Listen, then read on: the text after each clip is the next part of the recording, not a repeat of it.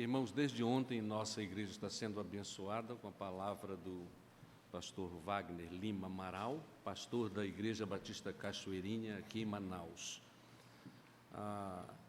É maravilhoso quando nós podemos contar com pessoas bem preparadas e que, de fato, têm compromisso de pregar a verdade do Senhor para nós, especialmente na área da família, uma área tão conturbada na nossa sociedade.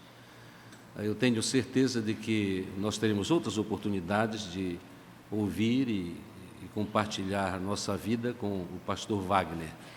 E pastor Wagner, é uma grande alegria conhecê-lo, apesar dos seus 6 anos aqui em Manaus, é a primeira vez que nos encontramos, mas que Deus nos abençoe na nossa tarefa, e que Deus o ajude, especialmente nesta manhã. Amém. Deus o abençoe. Obrigado, Senhor.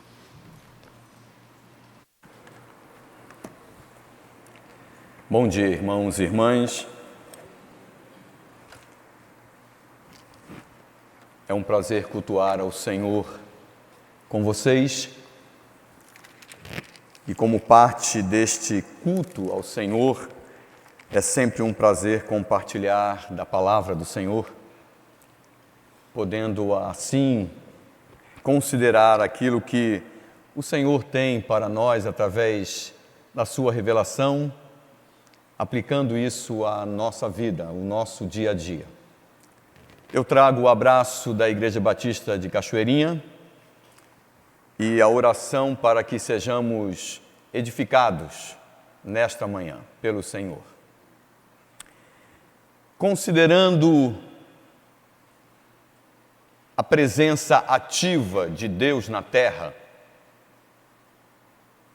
e admitindo a vida como um dom de Deus, qual é a melhor coisa no mundo? Eu vou repetir. Considerando, já partindo do entendimento da presença ativa de Deus na terra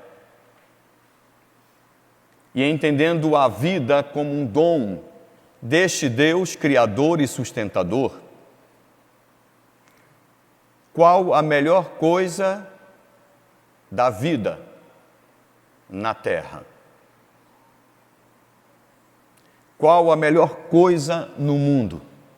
Pense e tente responder em sua mente. Como você responderia a esta pergunta? Dentre todas as coisas possíveis, dentre tudo o que é conhecido, mesmo diante de tamanha diversidade, tendo de escolher somente uma, qual a melhor coisa para você no mundo? Eu quero responder a esta pergunta à luz das Escrituras, a partir das Escrituras, de um texto muito conhecido e que tem até uma comum aplicação a outros tópicos, a outras ênfases. Mas quero responder dizendo que a melhor coisa no mundo é a família. À luz das Escrituras, a melhor coisa no mundo é a família. Abra sua Bíblia em Gênesis capítulo 2. Faremos a leitura do verso 18 a 25. E você poderá manter sua Bíblia aberta neste texto. Gênesis capítulo 2, eu lerei os versos 18 a 25. E quero mostrar nesta manhã por que devemos valorizar a vida em família. Gênesis 2, 18 a 25. Diz assim o texto: Então declarou o Senhor: Não é bom que o ser humano viva sem a companhia de um semelhante. Farei para ele alguém que o ajude e a ele corresponda. Sendo assim, o Senhor modelou do solo todos os animais selvagens e todas as aves do céu, e em seguida os trouxe à presença do homem para ver como este os chamaria. e o nome que o homem desse a cada ser vivo, esse precisamente seria seu nome. E desse modo o homem nomeou a todos os animais, os rebanhos domésticos, as aves do céu e a todas as feras. Entretanto, não se encontrou para o próprio ser humano alguém que com ele cooperasse e a ele correspondesse intimamente. Então, Deus fez Adão cair em profundo sono. E enquanto este dormia, retirou-lhe parte de um dos lados do corpo e uma costela, e fechou o lugar com carne. Com a costela que havia tirado do homem, o Senhor Deus modelou uma mulher e a conduziu até ele. Então exclamou Adão: esta sim é osso dos meus ossos e carne da minha carne. Ela será chamada mulher, porquanto do homem foi extraída. Por esse motivo é que o homem deixa a guarda de seu pai e sua mãe para se unir à sua mulher, e eles se tornam uma só carne. O homem e a mulher viviam nus e não se envergonhavam. Eu quero apresentar, meus irmãos, 4 razões a partir deste texto porque a melhor coisa no mundo é a família. E quero fazê-lo de forma bem direta, bem objetiva para nós neste momento. A primeira, ou em primeiro lugar, a família é a melhor coisa no mundo porque é criação de Deus. Versos 18 e 24 ajudam a evidenciar isso, além de outras partes no texto. A família está no mundo, mas não é do mundo. Por isso, o tema A Melhor Coisa no Mundo. Família não é invenção humana, dependente de sua cultura, de sua experiência. Família é algo inerente ao homem, isto é, essencial, pois é a forma que o Criador estabeleceu para o seu viver, para o exercício do relacionamento e para a prática de tudo aquilo, de todos os princípios e conceitos direcionados para ele. Há continuamente uma tentativa, e tem havido esta tentativa ao longo da história, especialmente em alguns lugares, como na academia, há uma tentativa de atrelar a família, ou melhor, o casamento e, consequentemente, a família ao contexto cultural. Muitos autores têm tentado provar ou argumentar, através de seus argumentos, que o casamento é uma invenção cultural, tornando ele assim, e também a família, flexível, possível às mudanças sugeridas e que nós temos visto ao longo dos anos. Mas quando nós consideramos as Escrituras, e isto vai definitivamente depender da maneira como entendemos as Escrituras, porque se olhamos para as Escrituras e entendemos ela como um texto de origem exclusivamente humano, de algo que surge no meio da cultura de um povo, exclusivamente desta forma, dissociado da pessoa de Deus, vamos fazer uma leitura baseado também considerando a questão cultural. E, consequentemente, teremos que concordar com essas tentativas de atrelar o casamento e a família ao pensamento e à vivência do homem em sua cultura. Mas se consideramos as Escrituras como revelação de Deus, se olhamos para ela como o manual de Deus para a vida, que apresenta as origens e, mais do que as origens, apresenta princípios para o viver, nós vamos ter um outro entendimento e vamos perceber então que a família é algo que o Senhor estabeleceu a partir do casamento. Nós olhamos isso logo no início dos textos. É interessante, por exemplo, eu não li essa parte, mas você conhece muito bem, e está logo no capítulo seguinte, a partir da realidade do pecado, assim que o pecado surge na relação do homem e na relação do homem para com Deus, no primeiro diálogo de Deus com Adão, o Senhor pergunta a Adão: por acaso você comeu do fruto que não deveria comer? E qual é a resposta de Adão? Você consegue se lembrar? No capítulo 3? A resposta imediata de Adão, ou objetiva de Adão é: a mulher que me deste por esposa. Não simplesmente a mulher que o Senhor me deu, mas a mulher que me deste por esposa. E é importante observarmos que, apesar da existência do pecado neste diálogo por parte do homem, já manchando toda a realidade criada por Deus, estabelecida por Deus, a noção, a compreensão daquilo que Deus estabelecera a partir do texto que nós lemos, permaneceu em Adão, e imediatamente ele responde: a mulher que o Senhor me deste por esposa. Casamento,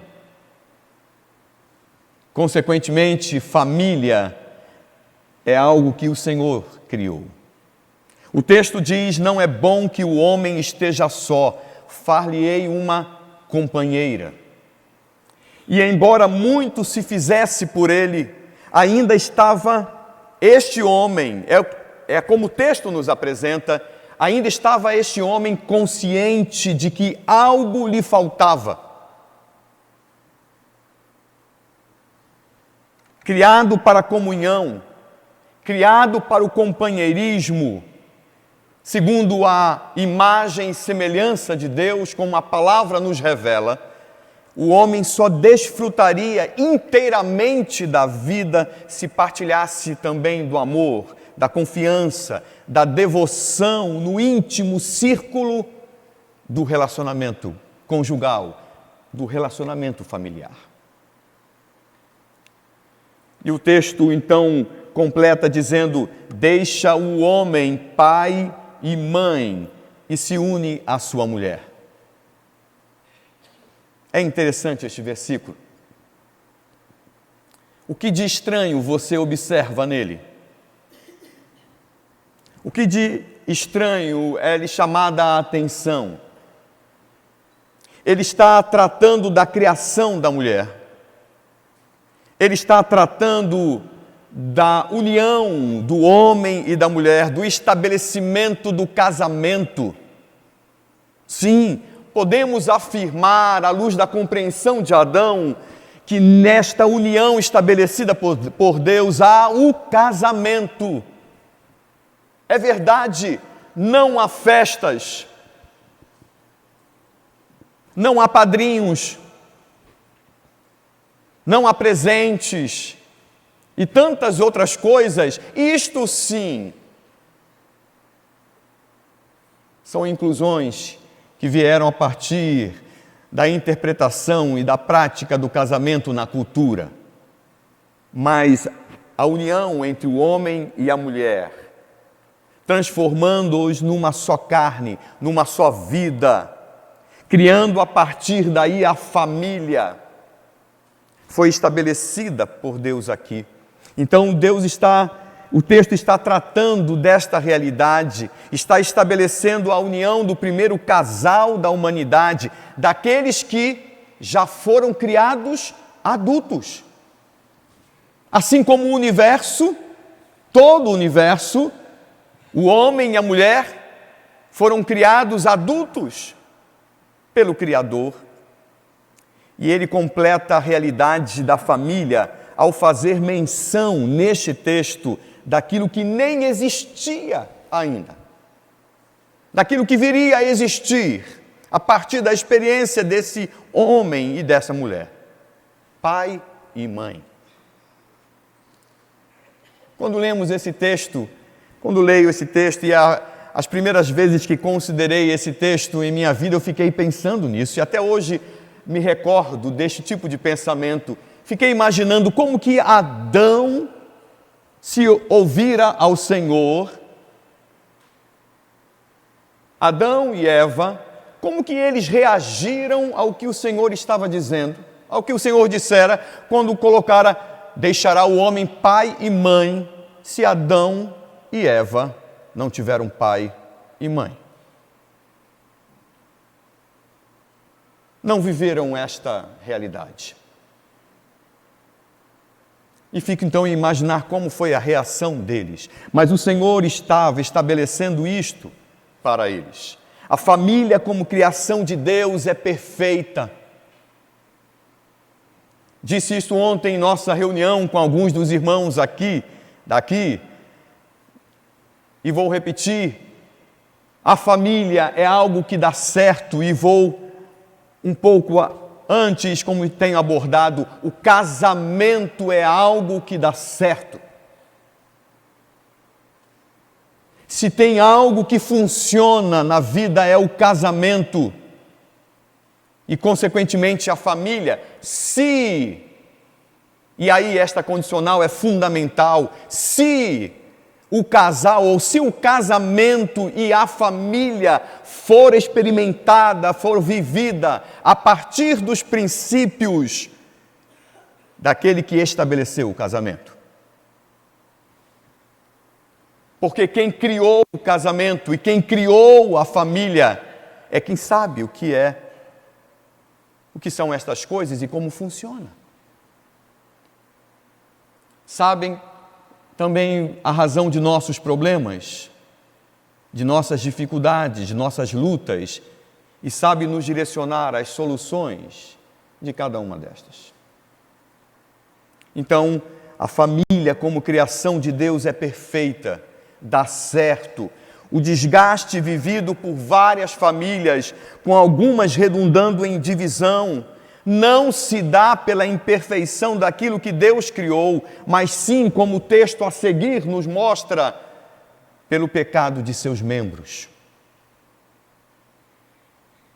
Deus criou a família e estabeleceu a fórmula de sua vivência, a adoração a Deus como propósito,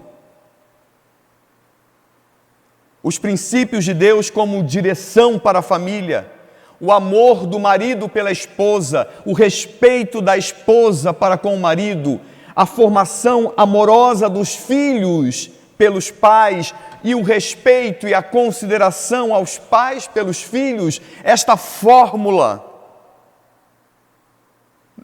minimiza o efeito do pecado sobre a vida das pessoas e nos reconduz à origem, nos reconduz à criação, aquilo que era bom e perfeito, segundo o Senhor. Tudo devidamente estabelecido, dando como certa vitória para a família que viver tal fórmula. O problema está, meus irmãos, na tentativa de viver a família fora da fórmula divina. Então, por que a família é a melhor coisa no mundo? A primeira razão que o texto nos apresenta é porque é criação de Deus. Em segundo lugar, verso 25, porque lá somos o que somos. Esta é a segunda razão. O homem e sua mulher estavam nus e não se envergonhavam. Veja que o objetivo da menção da nudez aqui vai além do contexto familiar, trilhando pontos teológicos como o pecado, como a consciência, entre outros. Mas ainda assim nos chama a atenção para a realidade de que no seio de nossa família a partir do casamento, somos o que somos, isto é, não há espaço para teatro, para representação. Nela, todos os seus membros conhecem nossas virtudes e nossos defeitos. Podemos, por algum tempo, passar a imagem, a impressão para outras pessoas, para pessoas de fora da família, de algo que queremos que as pessoas vejam e entendam, mesmo que não seja a nossa realidade. Pelo menos por algum tempo, podemos fazê-lo por causa de nossa pecaminosidade, assim como por causa de nossa capacidade. Mas na família, na vivência da família, todos se conhecem. Basta olhar um para o outro. As pessoas sabem exatamente como ajudar ou como atrapalhar. Venho de uma família, pai, mãe, 4 irmãos. Eu sou o mais velho. Meu pai já não é mais presente, está com o Senhor. 4 homens, imagine 4 homens dentro de casa. Como diziam as pessoas, uma escadinha, um após o outro. E me lembro muitas vezes da nossa relação, próximos, íntimos, e às vezes brigávamos uns com os outros. E quantas vezes virei para meu irmão e disse: se você tiver vergonha na cara, nunca mais fale comigo, pois eu nunca mais dirigirei a palavra a você. E certamente não foi com essas palavras. Não é? Não foi por obséquio, não. Mas você pode imaginar. E saía dali fervendo de raiva, com a ira controlando o meu ser, abrindo a porta para a ação do inimigo. Mas quantas vezes, depois de alguns minutos, nem horas, nem dias, lá estávamos nós novamente juntos, brincando, conversando um com o outro. Quantas vezes isso já aconteceu com você?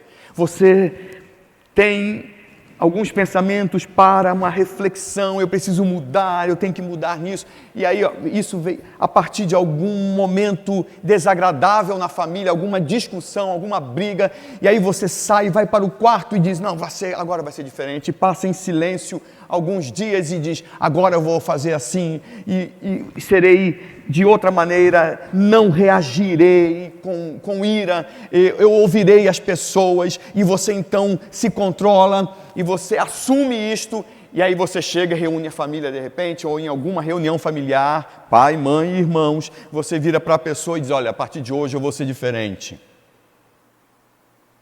E aí todo mundo se ajeita para ouvir você. Diferente como? A partir de hoje eu vou ser calmo. Vou ser paciente.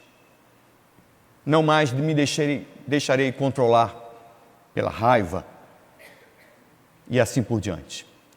E quantas vezes, em meio a esta palavra, às vezes um irmão é um instrumento de Deus, mas também de outras coisas.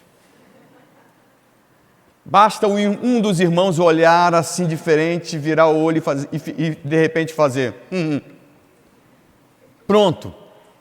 Todo o nosso plano cai por terra e mediante a nossa reação, seja para o bem ou seja para o mal, lá não há espaço para representação. Lá as pessoas nos conhecem. Por isso sabem exatamente como irritar, como eu disse, assim como ajudar. E é por isso que alguns, por determinado tempo, tentam manter distância da família num fracassado objetivo de esconder seus pecados, silenciando as cobranças, as expectativas de melhoria, de superação. É um tipo de defesa fracassada. mas na maior parte do tempo há um conhecimento físico, moral e espiritual autêntico, sem lugar para a vergonha, devido à intimidade existente. Eu costumo aconselhar aos jovens, quando tem alguém em mente e assume um relacionamento com a pessoa visando o casamento, eu costumo aconselhar estes jovens dizendo: você quer conhecer a pessoa? Quer conhecer ela? Quer conhecê-lo? Conheça dentro de sua casa, na relação com seus pais, com os seus irmãos, se possível com a sua parentela, estendendo este laço da família. E muitos fogem deste conselho, pois têm medo de descobrir aquilo que o seu coração não deseja. A família é a melhor coisa no mundo. Em primeiro lugar, porque é a criação de Deus. Isto já seria suficiente para entendermos desta forma. Em segundo lugar, porque lá somos o que somos. Em terceiro lugar, versos 22 e 23, porque lá encontramos aconchego. O texto diz, a parte principal diz: esta, afinal, é osso dos meus ossos e carne da minha carne. Esta, sim, é osso dos meus ossos e carne da minha carne. Qual palavra que mais lhe chama a atenção nesta oração? Para mim é a expressão afinal. Até que enfim encontrei alguém como eu. Alguém para me aproximar, alguém para me unir, alguém para me aconchegar. Certa vez um professor de teologia foi convidado para falar durante um banquete numa sexta-feira à noite. Isso de fato ocorreu e com o tempo virou ilustração para algumas pessoas. E ao chegar em casa, de volta do seminário, ele entrou com um carro na garagem e viu a bicicleta de seu filho. Havia dias que permanecia na garagem com o pneu traseiro completamente vazio. Ele havia prometido consertar, mas não encontrava tempo para fazê-lo. No dia seguinte, pela manhã, sairia em viagem, e por isso ou consertaria agora, ou o momento ideal nunca chegaria. Ele chamou o filho, pegou a bicicleta e fizeram um concerto. A seguir, tomou um banho rapidamente, trocou de camisa, colocou a gravata, saiu correndo para o banquete. Ele chegou com apenas 20 minutos de atraso, quer dizer, depende de como você interpreta o apenas. Mas o anfitrião já estava tendo úlceras. E virou-se para ele e disse: por onde andava? E ele respondeu: perdoe-me o atraso, disse com sinceridade, mas eu tive que consertar um pneu. E então o homem respondeu: achei que seu carro era novo. E ele disse: é sim, era o pneu da bicicleta do meu filho. E então o sujeito perdeu a calma e não poupou palavras, rasgou o verbo irado, insinuando que ele estava desperdiçando o seu precioso tempo e dos convidados por causa de uma bicicletinha. E quando este homem parou para recuperar o fôlego, o professor então perguntou para ele: já lhe ocorreu alguma vez, meu amigo, que para mim é muito mais importante consertar a bicicleta do meu filho do que participar de seu banquete?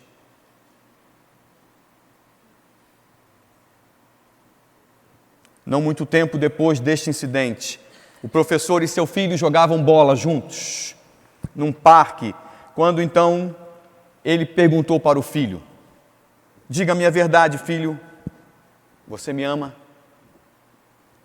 E o filho respondeu: te amo demais, pai, te amo muito. E o pai disse: eu fico feliz em ouvir isso, mas por que você me ama? porque jogamos bola juntos e você conserta a minha bicicleta. Porque você é próximo. Porque encontro aconchego em você. No Salmo 68, não precisa abrir, Davi diz que Deus faz que o solitário more em família. Por quê? Porque esta é a fórmula divina de se ter aconchego. É exatamente nesta compreensão que em determinadas situações se enxerga a igreja de Deus, o corpo de Cristo como família, como aconchego para os que estão distantes de sua família de origem ou os que não a possuem.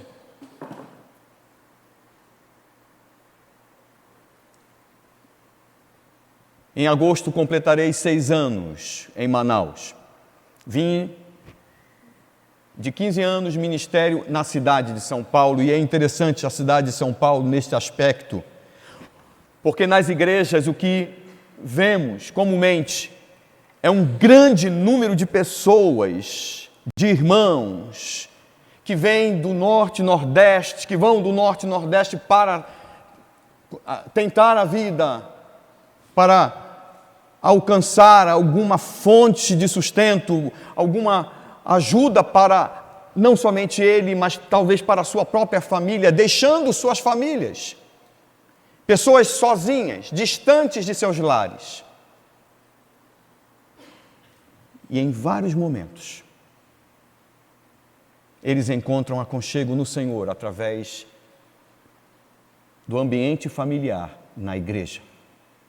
Especialmente em alguns dias, como nós vivemos há pouco, no Dia das Mães, no Dia dos Pais, Dia de Natal, e assim nas comemorações em que as famílias se reúnem felizes, prósperas, estas pessoas estão completamente distantes dos seus e encontram aconchego na igreja do Senhor, como uma grande família para abraçá-los.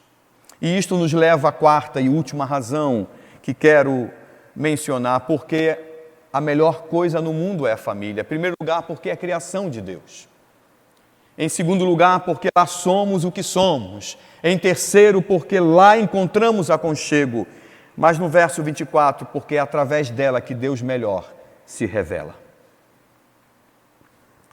Por esse motivo é que o homem deixa a guarda de seu pai e sua mãe para se unir à sua mulher, e eles se tornam uma só carne. A família é a primeira revelação nas Escrituras, que vai além de seu cotidiano.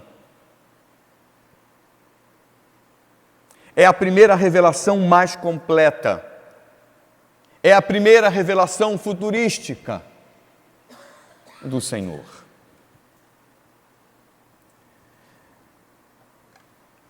Veja comigo o capítulo 1, verso 26 e 27, por favor. Aí do lado. Capítulo 1, versos 26 e 27. Então Deus determinou: façamos o ser humano à nossa imagem, de acordo com a nossa semelhança. Dominem eles sobre os peixes do mar, sobre as aves do céu, sobre os grandes animais e todas as feras da terra, e sobre todos os pequenos seres viventes que se movem rente ao chão. Deus, portanto, criou os seres humanos à sua imagem. A imagem de Deus os criou. Macho e fêmea, masculino e feminino, os criou. Siga o raciocínio da revelação de Deus. Façamos o homem à nossa imagem, conforme a nossa semelhança. Então criou Deus, pois, o homem à sua imagem. A imagem de Deus o criou, homem e mulher os criou. Domínio e relacionamento à semelhança de Deus. É que o texto objetivamente nos apresenta.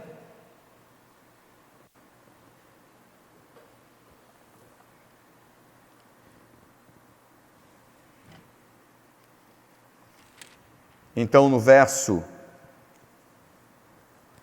24 diz Aliás, no verso 28 diz: sede fecundos, multiplicai-vos. Na sequência do texto, Deus abençoou e lhes ordenou: sede férteis e multiplicai-vos. Povoai e sujeitai toda a terra, dominai sobre todas as coisas, gerenciai tudo o que fora criado. Sede fecundos, multiplicai-vos. A partir daí, esta revelação especial, que olha para o futuro do tempo em que foi dado, continua sendo dedicada ao convívio da família. Quando olhamos para as Escrituras, para toda a palavra de Deus, primeiramente vemos a família em seu estado original.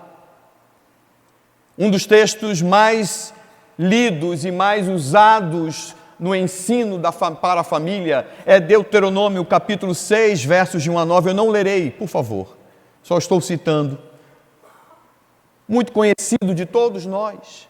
Um texto aplicado diretamente à família, olhando para a figura do pai, a partir do pai, do sacerdócio do pai, ensinando a amar ao Senhor sobre todas as coisas, a voltar-se para o Criador e então a adorá-lo e inculcar isso em sua casa, a seus filhos, ensinando-os a crescer sendo amigos de Deus e a repetir aquilo que Ele também o faz.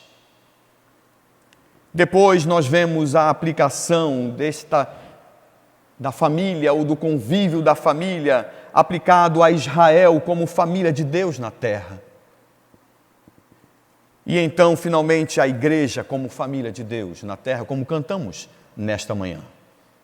É interessante como a família em toda a Escritura, seja para Israel no seu tempo, seja para a igreja a partir do Novo Testamento, é colocado como referência, como referencial.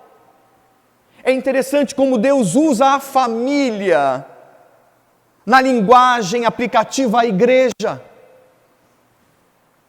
É interessante como Paulo escreve a Timóteo falando sobre o ministério e diz que aquele que almeja o ministério precisa ser irrepreensível. E a primeira coisa que afirma é que deve ser marido de uma só mulher. E há um referencial no texto, que governe bem os seus filhos, que governe bem a sua casa. Por quê? Com um comentário. Porque se não o faz em casa, como poderá fazê-lo na igreja? Pré-requisito para o ministério é a família. A pessoa pode ser um exímio pregador, um incrível administrador, um visionário, mas se não tiver a vida familiar, a partir de seu casamento, de sua relação conjugal e na relação com seus filhos, intimamente experimentada à luz dos princípios do Senhor, está desqualificado para o ministério. Percebe?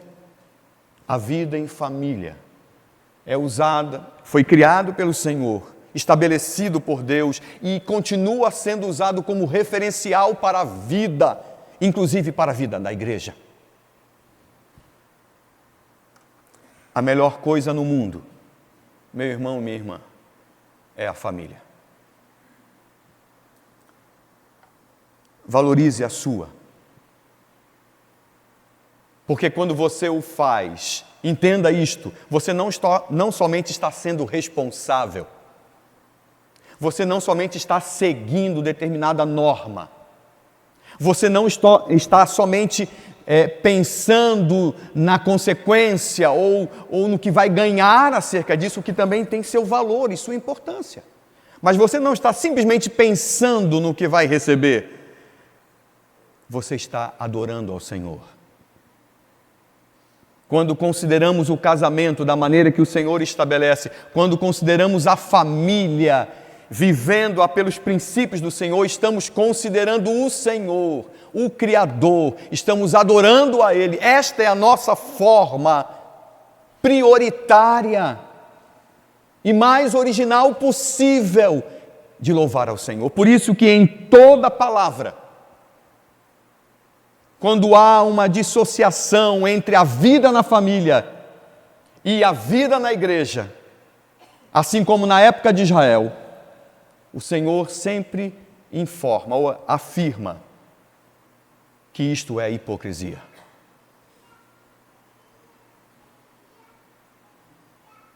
Porque o nosso louvor começa em casa.